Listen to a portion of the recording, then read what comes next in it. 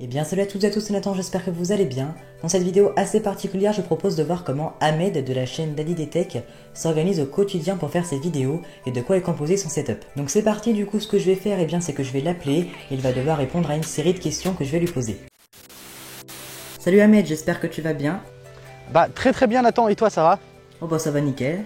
Eh ben écoute, merci à toi de m'avoir invité sur ta chaîne YouTube et j'ai aussi un petit insecte qui s'est invité dans mon œil en plein live. Ça passera en bêtisier, c'est pas grave. Alors je suis tout à toi.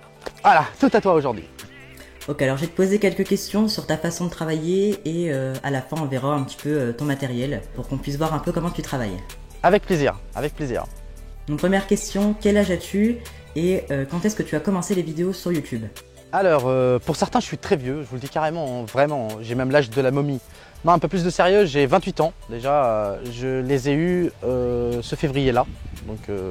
Et j'ai commencé YouTube le février dernier, donc de 2016, ça fait un an, 15 mois à peu près, que j'ai commencé YouTube. D'accord, donc ça fait pas énormément de temps et pourtant tu m'as presque dépassé en termes d'abonnés, donc... Ouais, je monte bien, mais disons tout simplement que comme toi tu es étudiant, moi je fais ça à plein temps, c'est pas pareil.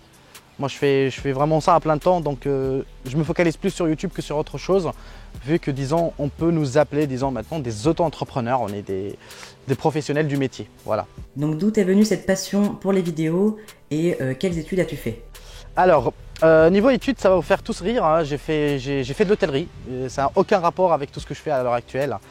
Mais j'ai toujours eu de bons rapports relationnels avec les gens et j'ai toujours été super naturel. Le souci sur ma chaîne YouTube, c'était très compliqué pour moi de devenir quelqu'un d'hyper naturel en vidéo parce que ce que vous voyez là, c'est le même taré qui vit en vrai. J'existe. C'est pas comme certains youtubeurs malheureusement où vous avez une fausse image. Moi, c'est totalement vrai.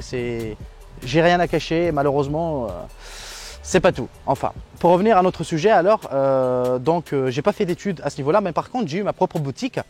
Donc j'ai géré ma propre boutique de smartphone et c'est là où disons la passion a réellement commencé.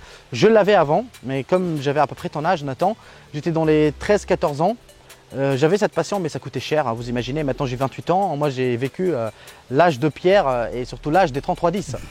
Donc voilà, pour faire plus bref, j'avais ma propre boutique et j'ai commencé doucement, petit à petit. Désolé si vous entendez un petit peu le vent, je vais cacher un petit peu mon micro, voilà, je me suis trompé.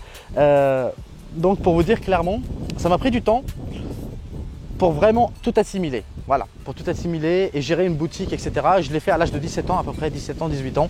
J'ai eu ma propre boutique avec une centaine de smartphones, voilà.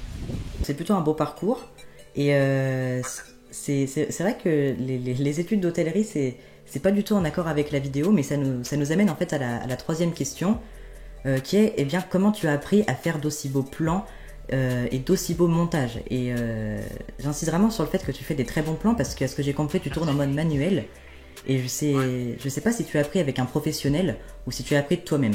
Bah écoute, en réalité j'ai commencé comme je t'avais dit la première année, les premiers jours j'ai commencé comme toi avec un 70D et après je me suis dit le souci en France c'est que j'ai trouvé que malheureusement le niveau n'était pas très élevé.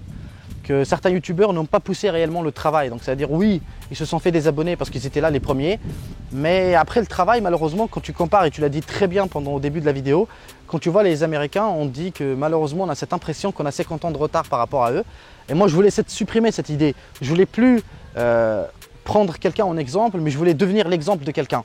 Et je me suis vraiment forcé à beaucoup travailler, à écouter des gens qui sont plus jeunes que moi, d'autres qui sont plus âgés que moi, qui me donnent des idées, qui me donnent... voilà, donc je me suis vraiment amélioré au cours de cette année, là, donc qui est passée, en quelques 6 mois ou 7 mois à peu près. Ma chaîne a s'est totalement métamorphosée, voilà. Et c'est comme ça que j'ai appris, oui, avec des professionnels, à travailler en manuel, à faire des formations grâce à Tanguy de la chaîne Red Prod, que je remercie, Rec Prod, que je remercie infiniment parce que c'est lui qui m'a conseillé le choix du matériel. Donc j'étais du Canon et je suis passé au Panasonic et après encore un autre Panasonic pour m'arrêter au Sony. C'est la 3e Sony que j'ai pour info. Et j'arrête pas d'upgrader en termes de qualité de vidéo, comme tu l'as sans doute compris avant, en tout cas quand on parlait en off. Voilà, donc j'arrête pas d'augmenter ma qualité vidéo parce que pour moi c'est très important, l'image, et c'est pour ça que j'aime bien ta chaîne déjà pour la même occasion, parce que je trouve que tu fais de belles images avec, Merci beaucoup. voilà, avec les moyens de bord, comme on peut dire. Parce qu'un 70D, ça reste un excellent boîtier, un excellent, vraiment un très très bon rapport qualité-prix. Donc je pense que tu as fait vraiment un très bon choix, mais peut-être plus tard tu passeras chez Sony. Bah, Bonjour Sony. Question suivante du coup, c'est combien de temps à peu près tu mets pour faire une vidéo? Ça va faire halluciner beaucoup de monde parce qu'il y en a beaucoup qui croient que mes vidéos prennent énormément de temps. Et ben, généralement, mes vidéos me prennent 45 minutes jusqu'à 1 heure entre tournage et montage. Ah oui, d'accord. Je sais que je suis devenu trop doué, je sais. Mais à force d'exercer, c'est devenu facile pour moi. Et donc tu écris tes vidéos ou tu les Ça tu les dépend, sors au ça feeling dépend. comme ça? Parfois c'est du one shot. Parfois, je dois écrire. Quand je fais du off, j'écris, ouais. Parce que, comme vous le savez sans doute, je viens d'Algérie. Je ne suis pas un Français, donc mon français n'est pas excellent, je le sais. Je m'améliorerai bien sûr avec le temps, mais je fais des efforts, voilà. Je fais beaucoup d'efforts pour bien parler, pour bien m'exprimer, pour bien me faire comprendre, quoi. Et oui, c'est pas facile, Nathan, ouais, c'est sûr, c'est pas facile. Donc je travaille ça tous les jours. Et même quand je travaille pas, que je fais pas de vidéo, j'invente des idées, j'essaie de créer de nouveaux concepts, même dans ma tête. Je me dis, ouais, ça n'a pas été fait, je fais faire des recherches, j'essaie de prendre deux sujets et les mélanger pour faire un nouveau concept, etc. Donc j'essaie vraiment je suis à fond sur YouTube et le fait que je suis à fond dedans m'ouvre l'esprit, voilà, me donne beaucoup de nouvelles idées pour l'avenir, quoi. J'essaie de faire un peu plus rapide parce qu'il reste 15 minutes. Donc on va maintenant voir eh bien, ton setup, donc avec quoi un peu tu réalises tes vidéos, donc le matériel. Et Ouais. j'aimerais premièrement qu'on s'intéresse à ta caméra, à tes objectifs ou même encore à ton D'accord. trépied, donc au niveau de la vidéo. Ouais, voilà la partie vidéo. Bah, écoute, dans la partie vidéo, on va commencer directement par mon trépied qui est juste à côté de moi là. J'ai pareil que toi, j'ai un Manfrotto, un X Pro B 98, un truc du genre, ou 58 je crois. J'ai oublié un petit peu la référence, c'est pas grave. Donc c'est un très bon trépied, très solide. Toujours un conseil de chez Tanguy. La rotule fluide, pareil de chez Tanguy. La MHD, je crois, un truc du genre 502. Donc le trépied, le tout m'a coûté 300 €.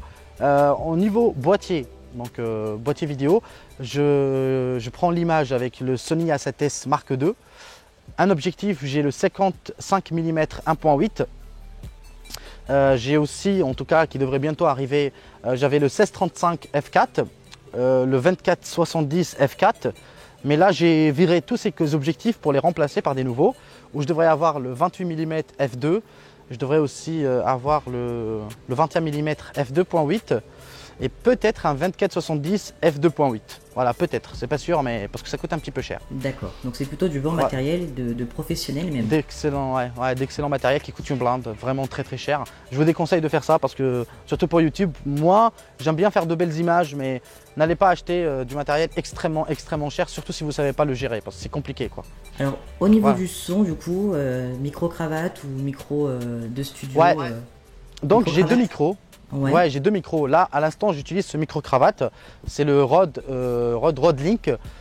Ça coûte pas extrêmement cher, hein, mais voilà, c'est un très bon rapport qualité-prix et c'est omnidirectionnel, donc il capte le son un peu partout. C'est pour ça que je vous dis, s'il y a des avions qui passent, c'est tout à fait normal. J'ai l'air d'un fou, ça va passer directement dans le bêtisier. Je suis en train de gigoter avec mes mains comme ça. Alors pour revenir à mon micro, comme je le disais, oui, c'est un Rode. J'ai aussi un Audio-Technica à la maison, le AT2020 pour la partie vidéo off. Ça me facilite vraiment le travail, je te le dis carrément. Le off, c'est génial, c'est magnifique, ça facilite trop le travail, quoi. Tu fais rien, tu fais que des plans et le off, c'est simple.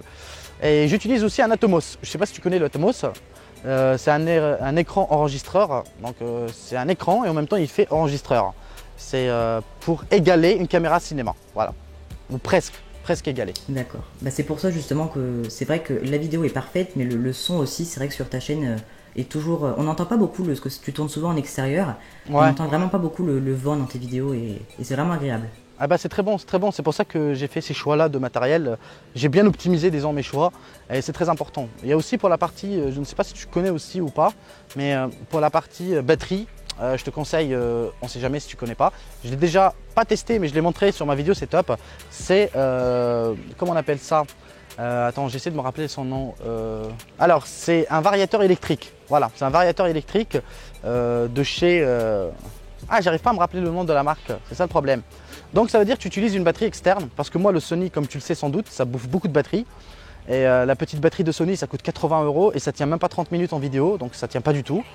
Alors ce que j'ai fait moi personnellement, j'ai toujours grâce à Tanguy bidouillé quelque chose, mettre une batterie externe dessus et ce variateur électrique, il fait croire à la caméra que tu as une vraie batterie. Et là je passe de 30 minutes à quasiment 10-15 heures de tournage quoi. Par contre la mémoire ne suit pas parce que le Atomos il enregistre sous SSD. Donc tu dois avoir du SSD, pas de carte SD, mais du SSD pour enregistrer tes rushs, d'où la raison pour laquelle je t'ai dit ça prend énormément de place parce que tu as des fichiers qui sont moins compressés quoi. Bah, c'est justement pour ça qu'il vaut mieux privilégier un SSD qui aura peut-être plus de capacité qu'une carte SD. Ah oui, si tu as la possibilité de prendre un Atomos, c'est pas obligatoire. Mais l'Atomos, le ProRes, déjà tu as un fichier qui est beaucoup moins compressé, la qualité d'image est beaucoup plus belle et l'espace colométrique est beaucoup plus élevé. Voilà, tu as une meilleure plage dynamique, c'est pour ça qu'on prend le Atomos. Dernière question du coup que je vais te poser au niveau du matériel. Qui est plus sur les ordinateurs, donc je voudrais juste savoir si c'était plus PC ou Mac et quel logiciel de montage tu utilises. Bah écoute, j'utilise les deux, donc Mac et MacBook Pro pardon, et PC Windows normal. Je préfère le Windows pour beaucoup de raisons, qui sont pas parce que j'aime bien jouer, qui sont plutôt personnelles. Et mon logiciel de montage, j'ai commencé sur Final Cut, j'ai basculé sous Adobe Premiere. Et sincèrement, je kiffe totalement Adobe Premiere, c'est une tuerie.